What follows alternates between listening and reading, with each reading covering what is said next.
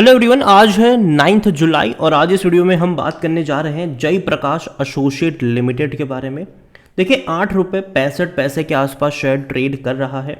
Friday को यहाँ पर तकरीबन 1% की गिरावट देखने को मिली थी और देखा जाए तो फ्राइडे को बाजार में काफ़ी बड़ी गिरावट थी, लेकिन शायद कल जब बाजार खुलेगा तो यहाँ पर आपको और फर्दर डिक्लाइन देखने को मिल सकता है, क्योंकि खबर आई है कि एक बहुत बड़ा डिफ़ॉल्ट जो है वो इस कंपनी ने किया है।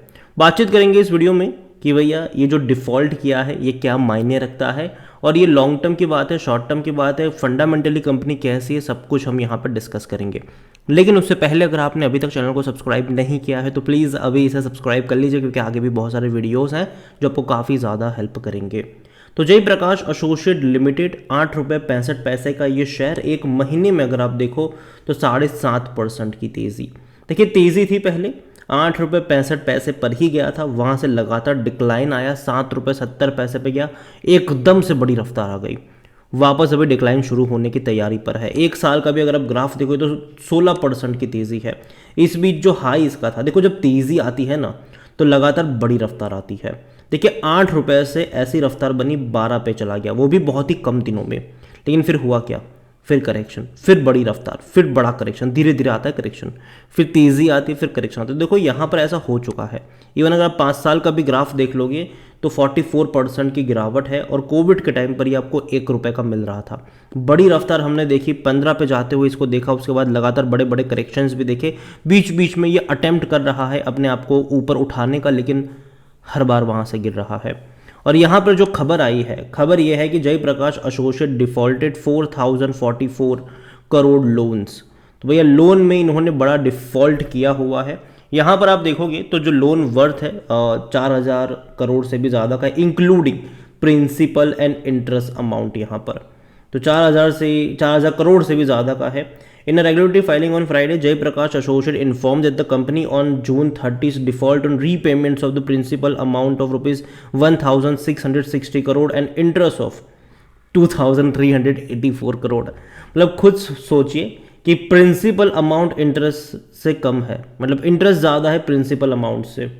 द लोन की अगर हम बात करें तो वेरियस बैंक है and nature of obligation is fund based working capital. यहाँ पर बात करिए तो टोटल बोरिंग अगर आप देखोगे इस कंपनी की तो वो है 29,477 crore, repayable by 2037, against which only 4,000 crore is overdue. उनका कहना है कि देखो भैया, जो 4,000 करोड़ है वही ओवर ड्यू है, ये जय प्रकाश एसोसिएट का यहाँ पर कहना है। आउट ऑफ टोटल बोरोइंग जो 29,477 करोड़ की है, the company said that 18,319 crore will get further reuse on transfer to the proposed special purpose vehicle for which the scheme of arrangement, ये इनका यहाँ पर कहना है।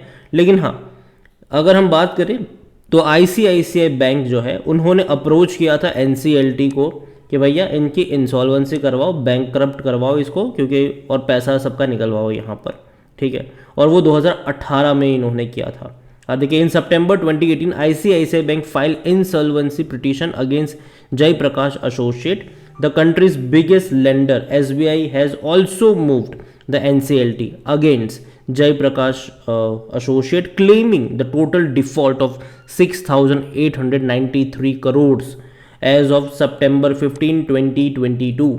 तो इससे पहले भी भैया बड़े बड़े बैंक्स इनके खिलाफ जा चुके हैं और recently Jai Prakash associate and its group firm announce the sale of remaining cement assets to Dalmia.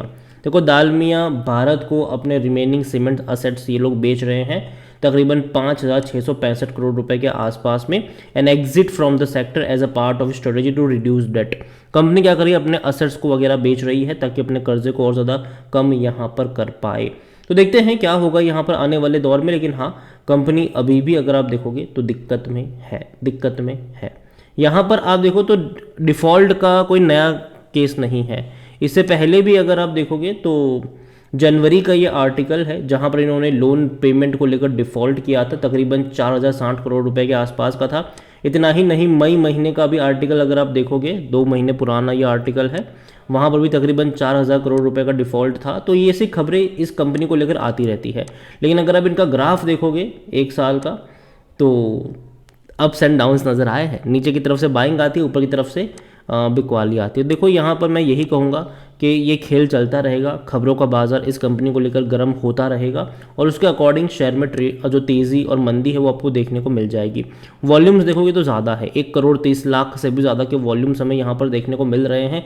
इतना ही नहीं, अगर हम बात करेंगे इस कंपनी को लेकर तो यहाँ पर आप देखो तो इनके रेवेन्यू में लगातार डिक्लाइन आ रहा है और ये कहीं से भी एक सही साइन नहीं है। 6,833 करोड़ से घट रहा है, हर साल इनके रेवेन्यू में कमी आई है। प्रॉफिट अगर हम देखोगे तो प्रॉफिट नहीं है, लॉस है और हर साल बड़े बड़े लॉसेस है। 1,200 करोड़ के आसपास का सालाना कंपनी जो है वो लॉस कर रही है। तो पहली चीज़ तो है कि फंडामेंटल तौर पे अगर आप देखोगे तो कंपनी आपको बिल्कुल भी स्ट्रांग नज़र तो नहीं आएगी। इवन इनका पी रेशो भी नेगेटिव में है, कोई भी एनालिस्ट खरीदारी करने की बात यहाँ पर नहीं कर रहा है। शेयर होल्डिंग की बात करें तो 38.06% की होल्डिंग प्रमोटर के पास है, उनमें से 7.71% जितनी होल्डिंग गिरवी भी है। बड़े बड़े फंड हाउस ने दूर से दूरी बनाई, मतलब बहुत कम क्वांटिटी है। 0.02% है म्यूचुअल फंड्स के पास, 2.02% है डोमेस्टिक के पास, 0.97% है एफआईएस के पास।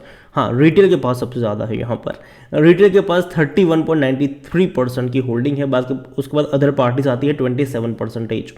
तो देखिए ओवरऑल मैं कहूँगा इस कंपनी को लेकर कि यहाँ पर जो है वो तेज़ी और गिरावट का ही खेल चल रहा है। नीचे जाएगा, अगर मान लीजिए कि 7-8 रुपये, मतलब 7 रुपये की रेंज में जब भी जाएगा कोई ना कोई खबर आ जाएगी जो इसको वापस ऊपर की तरफ मूव करवा देगी, जो वापस इसको 9 रुपये के करीब लेकर जाएगी, वापस वहाँ से कुछ आएगा नीचे की तरफ जाएगा। तो मुझे लगता है कि लंबे समय तक 7 रुपये से लेकर 9 रुपये के बीच में यह अटकने वाला है और तेज़ी मंदी का गेम यहाँ पर चलने वाला है। देखो बाजार में मैं यही कहूँगा आपसे कि अच्छी कंपनी है, वहाँ पर अगर आप चाहो तो पैसा लगा सकते हो।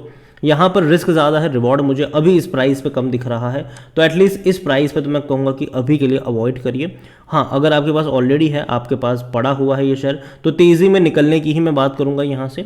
और जहाँ तक बात है फ्रेश बाइंग की, अवॉइड करिए। और जहाँ तक अगर आपको रिस्क लेना ही है तो लोअर लेवल पर आपको चाहे तो आप रिस्क ले सकते हो, जो कि 6-6.5 रुपये का लेवल नज़र आता है। अगर वहाँ पर मिलता है तो रिस्क ले सकते हो, लेकिन हाँ तब भी देखना होगा कि NCLT में ना चला जाए ये पूरा का पूरा मामला, ठीक है। तो मैं यही कहूँगा आपसे, नज़र होनी चाहिए इस कंपनी के ऊपर। लेकिन हाँ, ये भी कहूँगा साथ में कि बहुत बड़ा इन्वेस्टमेंट कतई नहीं करना चाहिए और एटलीस्ट रिटेल इन्वेस्टर को तो यहाँ से दूर ही रहना चाहिए। तो बाकी मर्जी आपकी है, वीडियो को यहीं पे एंड करूँगा। पसंद आया हो तो लाइक करें, शेयर करें, चैनल पर अगर पहली बार हैं तो प्लीज़ सब्सक्राइब करें।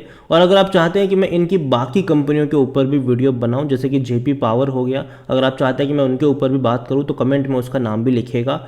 जितनी ज़्यादा कमेंट आएगी उतना जल्दी वीडियो आएगा। Thank you.